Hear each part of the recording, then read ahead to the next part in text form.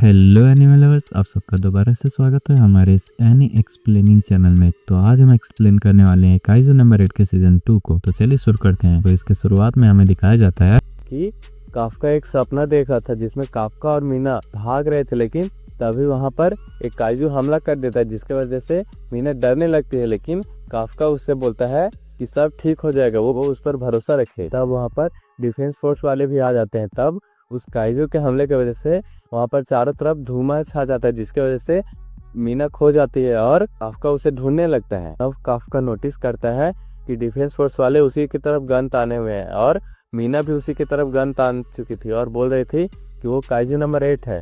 तब वो सपना एक बुरे सपने में चेंज हो जाता है जिसमें काफका काइजू नंबर 8 में बदला हुआ था। और जैसे डिफेंस फोर्स वाले काइजू नंबर 8 पर हमला करते हैं तो काफका अपना कंट्रोल खो देता है और एक बड़ा काइजू बन जाता है और शहर में तबाही मचाने लगता है। तभी काफका की नींद टूट जाती है और वो देखता है कि वो अभी भी डिफेंस फोर्स के हेडक्वार्टर में है। तब हमें यहाँ पर 3rd डिवीजन का बेस दिखाया जाता है जो पूरी तरह से तबाह हो गया था और वो तबाही काइजू नंबर 10 ने किया था और उस तबाही को दोबारा से रिपेयर किया जा रहा था। तब हमें यहाँ पर मीना को दिखाया जाता है जो उसी जगह को देख रही थी। तभी वहाँ पर सोशिरो भी आता है जो मीना को बोलता है कि उसे सभी जानकारी मिल गई है कि काफका को बग्स दिया गया है और इस डिसीजन को लिए हुए 5 दिन हो गए हैं, लेकिन अभी भी वो लोग उसे वहीं पर पकड़ के रखे हुए हैं, लेकिन किसी को नहीं पता है कि आगे क्या होगा। तो मीना उसे थैंक्स बोलती है। तो यहाँ सोशिरो बोल रहा था कि सच में काइजू नंबर 8 ने बहुत ज्यादा तबाही मचाई है। तो मीना बोलती है कि आज हमारी यूनिट के सभी लोग नए यूनिट में जा रहे हैं ना। तो सोशिरो बोलता है कि हाँ वो लोग जा रहे हैं। जिसके बाद हमें इचिकावा और फुरुहाशी को देखते हैं जिन्हें एक ही यूनिट मिला हुआ था, लेकिन इचिकावा अभी भी काफका को लेकर परेशान हो रहा था। तो फुरुहाशी उसका मूड ठीक करने के लिए एक जगह पर रुक जाता है और फुरुहाशी अपनी फोटो खिंचवाने लगता है और मजे करने लगता है। तब यहाँ पर इचिकावा काफका के बारे में सोच रहा था कि उसने जो किया है वो करने के बाद तो वो एक आम डिफेंस फोर्स का मेंबर बन के तो नहीं रह सकता, लेकिन तभी उसे एक बात याद आती है जिसे सोचकर वो हंसने लगता है। तो फुरुहाशी इसके बारे में पूछने लगता है। तो इशिकावा बताने लगता है कि जब काफका पहली बार काइजू में कन्वर्ट हुआ था तो वो बोल रहा था कि क्या वो काइजू बनकर डिफेंस फोर्स में ज्वाइन हो सकता है। तो ये सुनकर फुरुहाशी भी हंसने लगता है। इसके बाद वो दोनों 4th डिवीजन के बेस के पास जाने लगते हैं और इचिकावा डिसाइड करता है कि वो काफका को बचाने के लिए और ज्यादा ताकतवर बनेगा। तब हम यहाँ पर डिफेंस फोर्स के हेडक्वार्टर को देखते हैं जहाँ पर किकुरु सबके मैसेज को देख रही थी और वो डिसाइड करती है कि उसे और भी ज्यादा ताकतवर बनना पड़ेगा ताकि जब काफका आउट ऑफ कंट्रोल हो जाए तो वो उसे रोक पाए। तभी वहाँ पर 1st डिवीजन का वाइस कैप्टन इजी आ जाता है क्योंकि किकुरु को 1st डिवीजन में भेज दिया गया था। जिसके बाद वो किकुरु को लेकर वहां से जाने लगता है और वो किकुरु को 1st डिवीजन के कैप्टन कैन के पास ले जाने लगता है। यहाँ पर किकुरु सोच रही थी कि 1st डिवीजन बहुत ही ज़्यादा ताकतवर है क्योंकि जब वो अमेरिका में थी तब भी 1st डिवीजन बहुत ही ज़्यादा ताकतवर है और ये बहुत ही अच्छा हुआ कि वो 1st डिवीजन में आ गए क्योंकि वो यहाँ पर अपने स्किल्स का बहुत अच्छे तरीके से प्रैक्टिस कर पाएगी। तब इजी जैसे ही किकुरु को कैन के पास ले जाता है तभी वहाँ पर हमें कैन को दिखाया जाता है जो गेम खेल रहा था, जिस वजह से किकुरु को कुछ समझ नहीं आता है। तो इजी कैन को एक लात मारता है और उसका गेमिंग सेटअप तोड़ देता है जो देखकर कैन गुस्सा होने लगता है। तो इजी बोलता है कि उसने बोला था ना कि किकुरु 2 बजे आ रही है इसलिए वो अपने रूम को साफ करके रखे। तो कैन बोलता है कि उसने बोला था कि रूम को साफ करके रखे, लेकिन वो उसकी मर्जी है कि वो अपने रूम को साफ करेगा या नहीं। तो इजी दोबारा से कैन को एक लात मारता है और उसे लेजी बोलने लगता है कि वो एक लेजी पर्सन है इसलिए वो अपने रूम का साफ सफाई नहीं करता है। कैन उसे बोलने लगता है कि ये उसकी मर्जी है कि वो अपने रूम की साफ सफाई कैसे करेगा और तुम ही हो एक जिसे इस रूम के साफ सफाई ना होने से प्रॉब्लम है, तो क्यों ना तुम ही इस रूम की साफ सफाई कर दो। तो इजी कैन को उठा लेता है और अपने साथियों से उस रूम की साफ सफाई करने के लिए बोलने लगता है जिसके लिए कैन मना करने लगता है। तब इजी कैन को किकुरु से मिलाने के लिए ले जाता है। तब किकुरु कैन को देखकर सोच रहे थे कि इसके लिए उसके मन में किसी भी तरह का रिस्पेक्ट नहीं आ रहा है, लेकिन तभी उसे याद आता है कि ये 1st डिवीजन का कैप्टन है इसलिए वो उसे रिस्पेक्ट देती है। लेकिन कैन बोलने लगता है कि उसे इन फॉर्मेलिटी की जरूरत नहीं है, उसे केवल एक ही चीज़ चाहिए। तो किकुरु बोलने लगती है कि आखिरकार उसे क्या चाह रही है, लेकिन तभी वहाँ पर काइजू अटैक का अलर्ट आने लगता है जिस वजह से कैन सबको तैयार होने के लिए बोलता है और किकुरु को भी अपने साथ ले जाने लगता है ताकि वो उनकी फाइट को देखकर कुछ सीख सके। तब हमें यहाँ पर 15 मिनट पहले का सीन दिखाया जाता है जहाँ पर समुद्र से एक काइजू निकल रहा था जिसे सभी लोग देख रहे थे और इस बात की जानकारी डिफेंस फोर्स वालों को भी पता चल जाता है, इसलिए वो फर्स्ट डिवीजन को उससे लड़ने के लिए भेज देता है। और यहाँ पर जापान के ग्राफ मिलिट्री भी काइजू से लड़ने के लिए अपने टैंक को भेज देता है और जिसके बाद सभी लोगों को काइजू अलर्ट के बारे में मैसेज भेज दिया जाता है, जिस वजह से वो सभी लोग शेल्टर में चले जाते हैं। तब यहाँ पर सभी हथियारों को उस काइजू के ऊपर एम कर दिया जाता है और उस पर अटैक करने लगते हैं ताकि वो उस काइजू को सिटी से दूर रख सके। तो काइजू खुद को बचाने के लिए वहाँ पर एक ब्रिज को तोड़ देता है और वहाँ से भागने लगता है। तो सबको पता चल जाता है कि उस काइजू ने अपने डायरेक्शन को चेंज कर दिया। तो कैन भी अपने लोगों को पैक को चेंज करने के लिए बोलता है। तो वो सभी लोग काइजू के ऊपर अटैक करने लगते हैं और इधर किकुरु हेलीकॉप्टर में बैठकर देख रही थी और सोच रही थी कि ये तो बहुत अच्छी बात है कि इन सभी लोगों ने मिलकर काइजू के मूवमेंट के ऊपर कंट्रोल कर लिया। और बोलने लगती है कि फर्स्ट डिवीजन के सभी लोग अपने सूट के 40% पावर को यूज कर रहे हैं। इससे साफ साफ पता चलता है कि ये एक एवरेज लीडर से भी ऊपर है। तब यहाँ पर कैन किकुरु से बोलने लगता है कि उसे किकुरु से क्लीनिंग, हार्डवर्क इन सभी में से कुछ नहीं चाहिए, उसे केवल एक ही चाहिए और वो है उसका अनस्टॉपेबल पावर। और ये बोलते ही वो उस हेलीकॉप्टर से छलांग लगा देता है और अपने हथियार को निकालकर अपने हथियार से उस काइजू को मारता है और उसके अंदर ही शूट करके उसे वहीं पर फाड़ देता है। इस वजह से उस काइजू का कोर भी नष्ट हो जाता है और ये सब देखकर किकुरु बहुत ही ज़्यादा एक्साइटेड हो जाती है। लेकिन तभी हमें थोड़ी देर बाद का सीन दिखाया जाता है जहाँ पर कैन अपने आज के मिशन का रिजल्ट देख रहा था, लेकिन तभी वो देखता है कि उससे भी बड़ा पिक्चर मीना का लगा हुआ है और मीना ट्रेन कर रही है, जो देखकर वो सोचने लगता है कि उसका पिक्चर बड़ा क्यों नहीं है और वो इस बात को किकुरु को बताने लगता है। तो किकुरु सोचने लगती है कि उसे यकीन नहीं हो रहा है कि जापान का सबसे ताकतवर हंटर अपने नाम को ऑनलाइन ढूंढ रहा है। तब यहाँ पर गैन अपने फ़ोन को नहीं उठा रहा था क्योंकि उसे इसाओ और इजी के साथ मीटिंग में नहीं जाना होता है। तभी वहाँ पर इजी आता है और उसे लात मारता है और उसे चलने के लिए बोलने लगता है। तो गैन बोलने लगता है कि इतनी भी क्या इंपॉर्टेंट बात है। तो इजी यहाँ पर बताने लगता है कि आज का मीटिंग काइजू नंबर 8 से रिलेटेड है।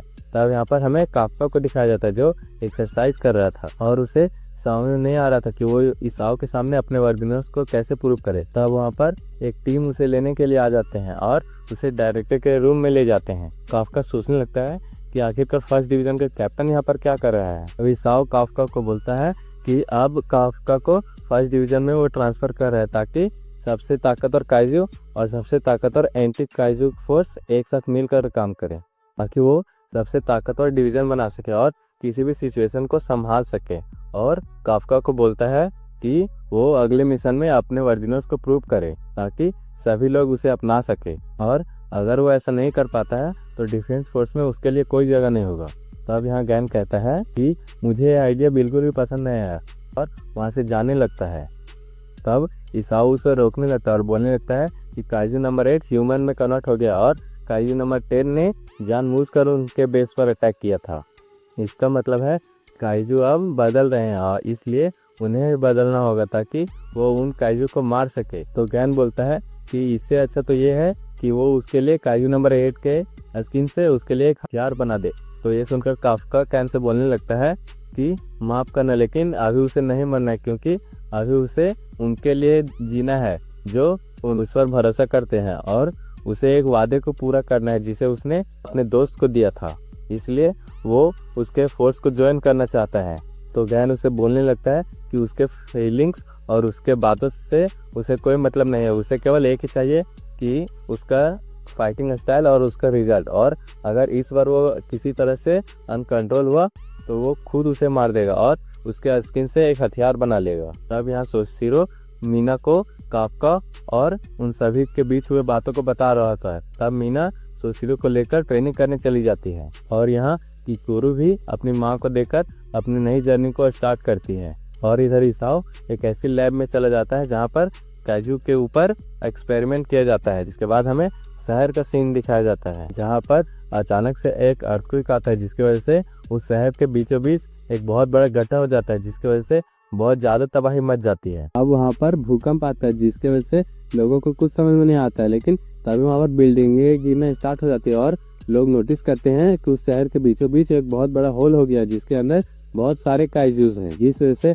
लोगों के बीच भगदड़ मच जाती है। और इधर फर्स्ट डिवीजन वालों की ट्रेनिंग चल रही होती है, जहाँ पर सभी लोग थक चुके होते हैं, लेकिन काफका एक्स्ट्रा ट्रेनिंग कर रहा था क्योंकि उसे अपने वर्दिनर्स को प्रूव करना होगा, वरना उसे मार दिया जाएगा। अब यहाँ किकुरु फर्स्ट डिवीजन के कैप्टन के पास जा रही होती है ताकि वो पर्सनल ट्रेनिंग ले सके कि वो और भी ज्यादा ताकतवर हो सके। लेकिन जैसे ही वो गैन के दरवाजे को खोलता है, वो देखती है कि गैन पहले ही उसके सामने झुक चुका है और वो उससे पैसे उधार मांग रहा है और बोल रहा था कि मुझे पैसे उधार दे दे क्योंकि पता नहीं कैसे मेरे अकाउंट से सभी पैसे गायब हो गए हैं। तो किकुरु बोलती है कि क्या तुमने अपने पीछे देखा है कि तुमने कितने सारे बॉक्सेस को ऑर्डर कर रखा है और तुम्हें शर्म नहीं आती कि तुम अपने साथी से पैसे उधार मांग रहे हो।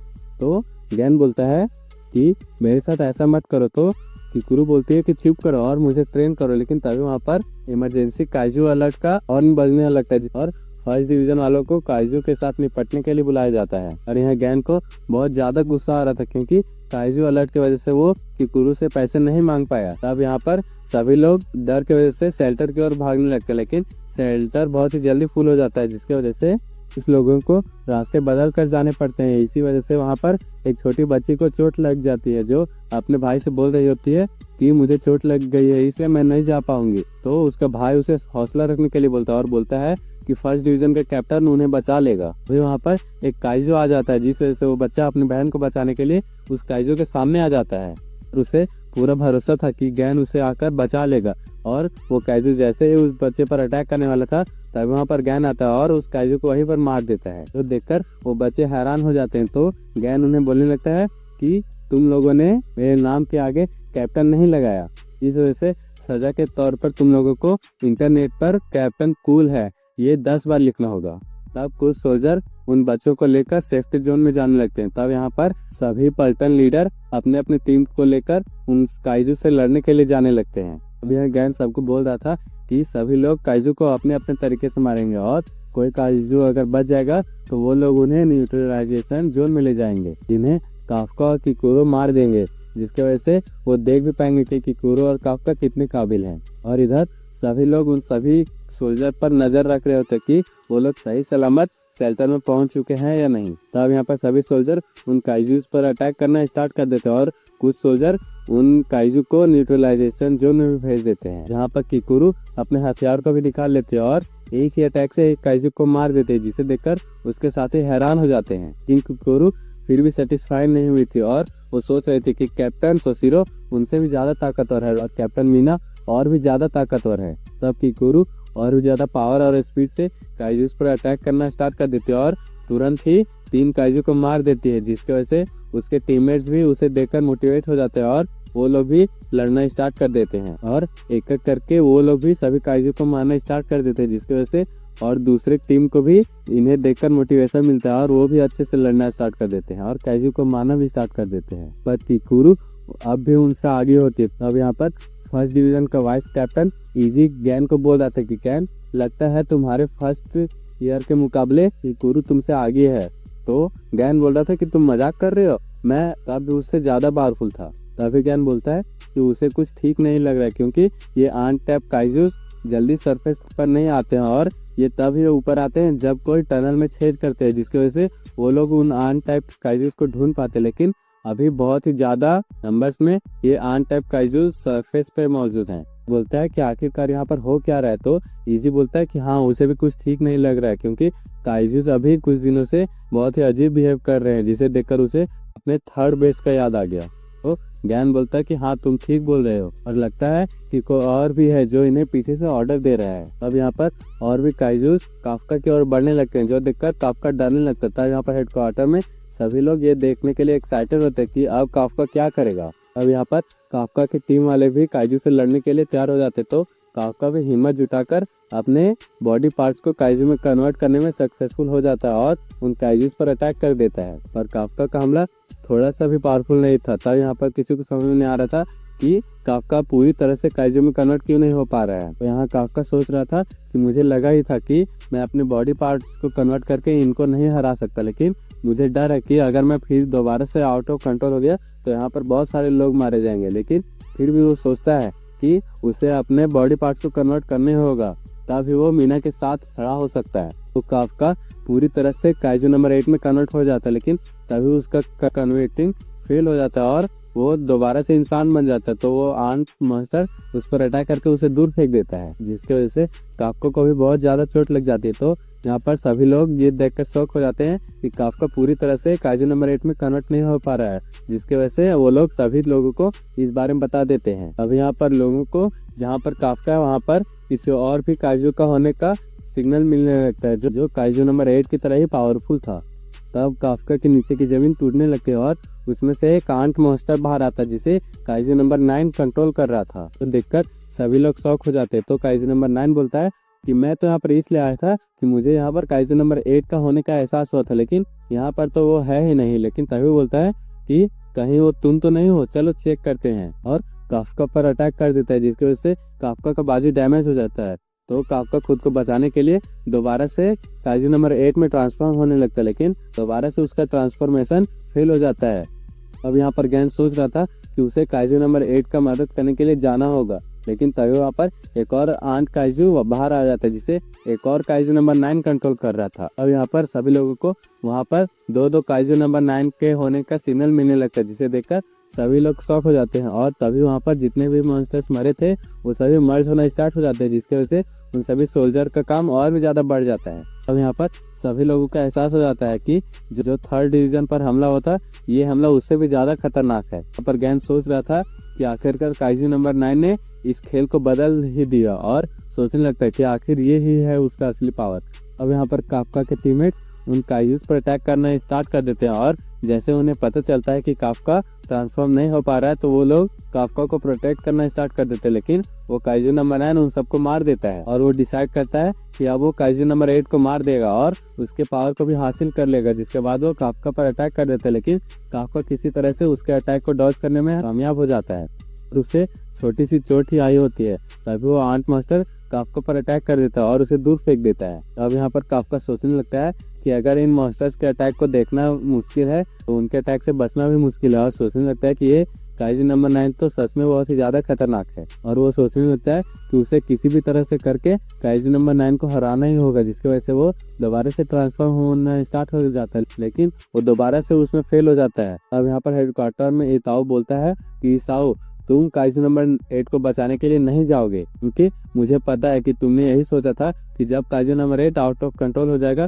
तो तुम ही उसे बचाने के लिए जाओगे। लेकिन ये याद रखना कि जिस वेपन को तुमने यूज किया था उससे तुम्हारी लाइफ एक्सपेंस कम हो जाती है, और ऊपर से तुमने उसे अभी अभी यूज किया था, इसलिए अगर तुमने दोबारा से उसे अभी यूज किया तो तुम मारे भी जा सकते हो, इसीलिए तुम उसे बचाने के लिए नहीं जाओगे। तो इधर काइजू नंबर 9 काइजू नंबर 8 पर अटैक करने के लिए तैयार हो जाता है। तो वहाँ पर किकुरु आके काइजू नंबर 9 को बीच से ही काट देती है। तो काइजू नंबर 9 पूछने लगता है कि आखिरकार तुम कौन हो। तो किकुरु बोलने लगती है कि ये जानने के लिए तुम्हें कोई जरूरत नहीं है, और बोलने लगती है कि तुम्हें इस वक्त मरना ही होगा, और अपने सूट के पावर को बढ़ाने लगती है। और इधर दूसरा काइजू नंबर 9 भी काइजू नंबर 8 को मारने के लिए जाने लगता है, लेकिन तभी वहाँ पर गैन आता है और उसे बोलने लगता है कि माफ करना, क्योंकि तुम यहाँ से नहीं जा सकते हो, क्योंकि तुम्हारे सामने एक कैप्टन खड़ा है। तो वो काइजू नंबर 9 गैन पर अटैक करता है, लेकिन गैन बड़े फुर्ती से उसके इस अटैक को डॉज कर लेता है और सीधा ही काइजू नंबर 9 पर अटैक कर देता है। और ये सब हेडक्वार्टर में सभी लोग देख रहे होते हैं, जहाँ पर इसाओ सोच रहा था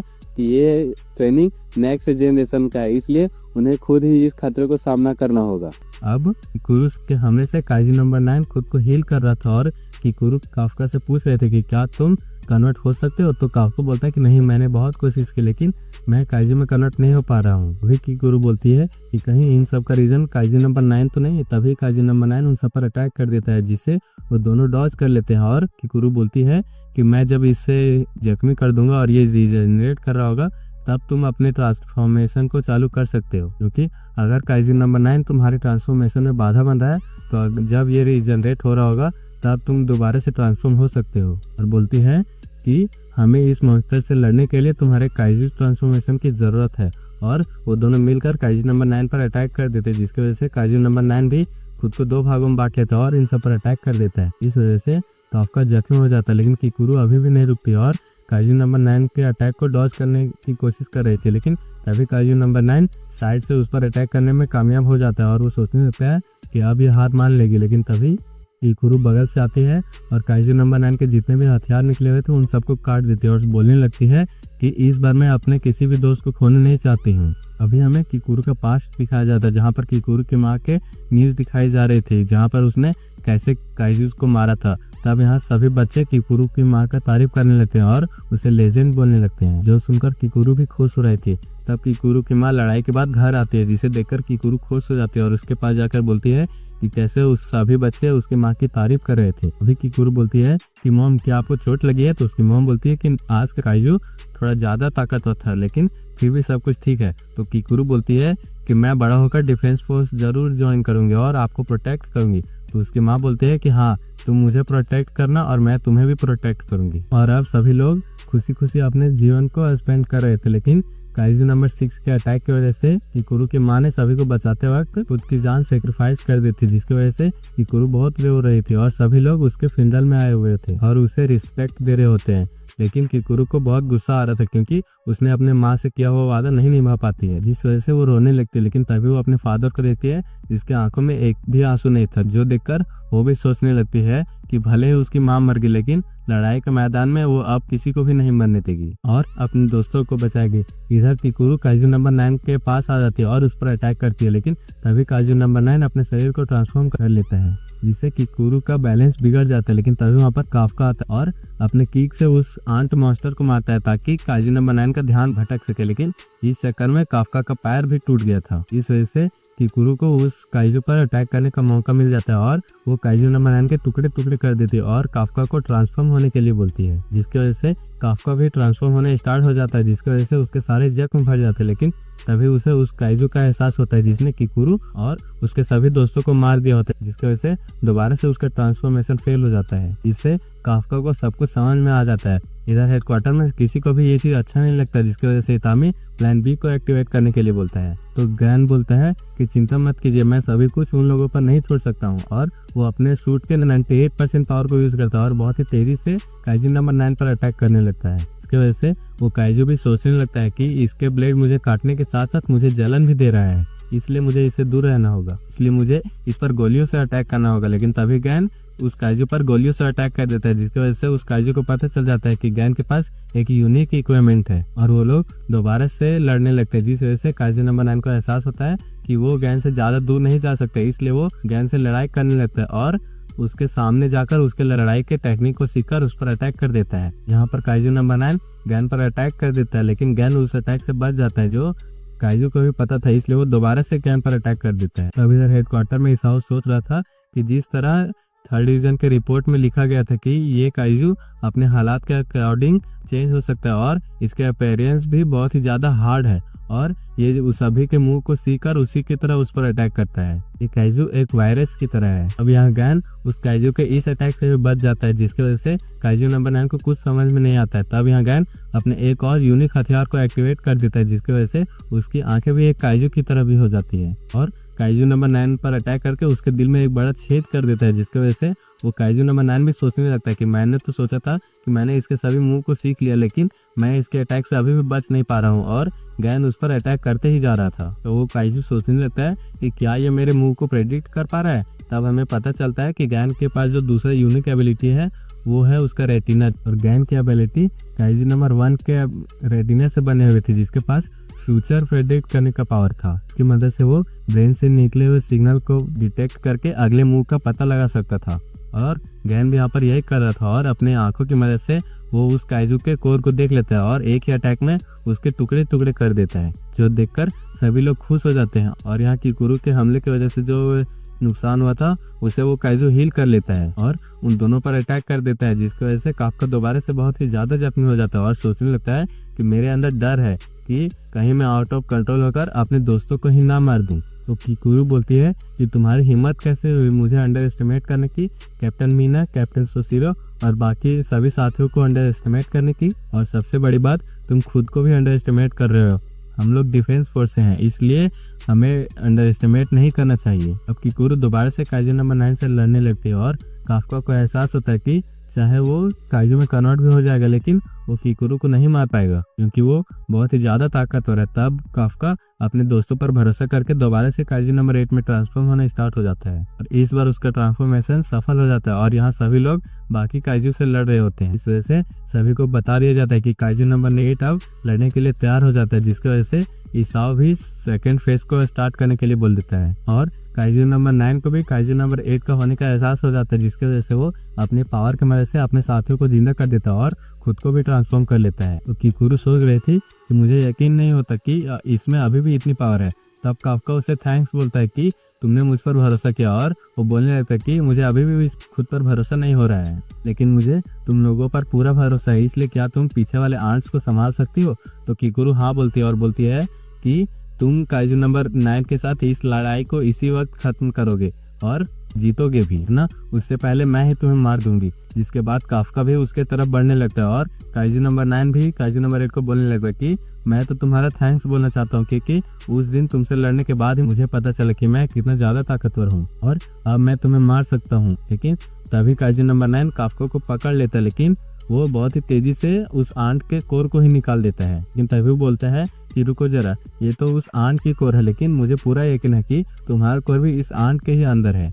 और तभी काइजू नंबर 9 काफका पर अटैक कर देता है लेकिन काफका उसके अटैक से बच जाता है और बोलने लगता है कि इसाओ से लड़ने के बाद मुझे पता चला कि मैं तो काइजू नंबर 8 के पूरी पावर को भी यूज नहीं कर पा रहा था, पर मैं अब इस काइजू नंबर 8 को पूरी तरह से कंट्रोल कर सकता हूँ। और वो बिल्डिंग्स पर चढ़ना स्टार्ट कर देता और ऊपर जाकर काइजू नंबर 9 से दूर हो जाता है लेकिन काइजू नंबर 9 दोबारा से उसे पकड़ लेता है। लेकिन काफका दोबारा से उसके कैद से छूट जाता है और दोबारा से उड़ने लगता है और बहुत ही तेजी से काइजू नंबर 9 की तरफ बढ़ने लगता है, जिसकी वजह से काइजू नंबर 9 को भी एहसास हो जाता है कि काफका पहले जैसा नहीं रहा। तब हम देखते हैं कि काफका के अटैक की वजह से काइजू नंबर 9 के टुकड़े टुकड़े हो जाते हैं, जो देखकर सभी लोग शॉक हो जाते हैं। अब हमें दिखाया जाता है कि जब काफका ने काइजू नंबर 9 को मार दिया था उसके वजह से बाकी जितने भी काइजू थे उसके सिग्नल मिलने बंद हो गए, जो देखकर खुश हो जाते हैं। लेकिन वहाँ पर अभी भी कुछ काइजूज मौजूद होते हैं जिन्हें काफका किकुरु गैन मार रहे होते हैं। और इधर इसाओ बोल रहा था कि इस वर्ष के फर्स्ट ईयर वाले बहुत ही ज्यादा ताकतवर हैं और हमेशा ही जितने भी फर्स्ट ईयर में आते हैं वो हमारे एक्सपेक्टेशन को बढ़ा देते हैं। तो ये देखकर एजी भी बोलने लगता है कि यहाँ पर एक ही काइजू 2 तरह के थे लेकिन फिर भी यहाँ पर बहुत ही कम डैमेज हुआ है और अब सभी काइजू मारे जाते हैं, जिसकी वजह से किकुरु, काफका और गैन को इसके लिए बधाई दिया जा रहा था, जिसकी वजह से किकुरु के आंखों में आंसू आ जाते हैं। लेकिन यहाँ पर गैन को इसमें कुछ गड़बड़ी लग रही होती है और सोच रहा था कि काइजू नंबर 9 ने बोला था कि वो काइजू नंबर 8 को मारकर उसकी पावर को हासिल करना चाहता, लेकिन इसका मतलब क्या था या उसका कोई और प्लान था। लेकिन तभी हमें हेडक्वार्टर में दिखाया जाता है जहाँ पर एक और काइजू होने का सिग्नल मिलने लगता है और इस सिग्नल का सुनकर सभी लोग हैरान हो जाते हैं और सोचने लगते हैं कि यहाँ पर और किस काइजू का सिग्नल मिल रहा है। और वहाँ पर काफका के पास जो काइजू नंबर 9 था वो काफका को बोल रहा था कि बहुत ही अफसोस की बात है कि मैंने तुम्हारी पावर नहीं ले पाया, लेकिन मैं अपने दूसरे ऑब्जेक्टिव को जरूर हासिल करूंगा और उसके बाद मैं तुम्हारी पावर को हासिल करूंगा। अब काफका को समझ में आ जाता है कि जिन काइजू से वो लोग लड़ रहे थे वो असल में काइजू नंबर 9 की बॉडी नहीं थी और उसकी असल बॉडी तो हेडक्वार्टर के पास है और काइजू नंबर 9 का असली टारगेट तो डायरेक्टर इसाओ है, जिससे वो काइजू नंबर 2 के पावर को हासिल करना चाहता है। तब काइजू नंबर 9 हेडक्वार्टर में आ जाता है, जिसे देखकर डायरेक्टर इसाओ सभी लोगों को हेडक्वार्टर से बाहर निकलने के लिए बोलने लगता है। फिर काइजू नंबर 9 वहाँ पर एक बंदे पर अटैक कर देता है लेकिन डायरेक्टर इसाओ उसे बचा लेता है और सभी को उस जगह को खाली करने के लिए बोलता है, लेकिन उस अटैक की वजह से वहाँ का टैंक भी उड़ जाता है। तब डायरेक्टर इसाओ काइजू नंबर 2 के वेपन को पहन लेता है और काइजू नंबर 9 बोलने लगता है कि मुझे यकीन नहीं होता बेटा और गामा इतनी आसानी से हार गए, जबकि वो तो मेरे पहले वर्जन जितने ताकतवर थे। और इसाओ बोलता है तो मैंने इस चीज की तैयारी पहले ही कर लिया था। इसके बाद वो दोनों ही अपने पंचेस को एक दूसरे से टकराते हैं, जिसकी वजह से वहाँ का सारा चीज उड़ जाता है। तब एजिक बोलने लगता है कि 3rd डिवीजन के रिपोर्ट के मुताबिक काइजू नंबर 9 का फोर्टीट्यूड लेवल 8.5 है, यानी इसाओ उसे रोक सकते हैं। लेकिन काइजू नंबर 9 इसाओ पर भारी पड़ रहा था, जिसकी वजह से इसाओ के एक हाथ से ब्लड भी आने लगता है। तब काइजू नंबर 9 दोबारा से इसाओ पर अटैक करता है, लेकिन इसाओ उसके अटैक को रोक लेता है। तो बोलता है कि तुम चाहे जितने भी ताकतवर हो लेकिन आज मैं तुम्हें मार के ही रहूंगा, जिसकी वजह से काइजू नंबर 9 का एक हाथ डैमेज भी हो जाता है।